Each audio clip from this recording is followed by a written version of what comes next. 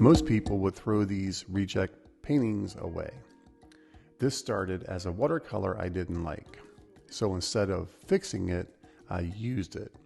I tore up scrap paper, built a quick collage, then went straight in with paint.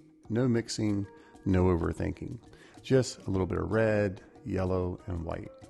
Right out of the tube. And the best part?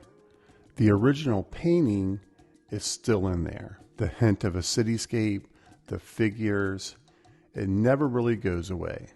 That failed painting became the foundation for this floral. Projects like this give me the freedom to paint loose because I know nothing's really wasted. So what do you do with your bad paintings? Do you keep them or would you try something like this? Let me know in the comments.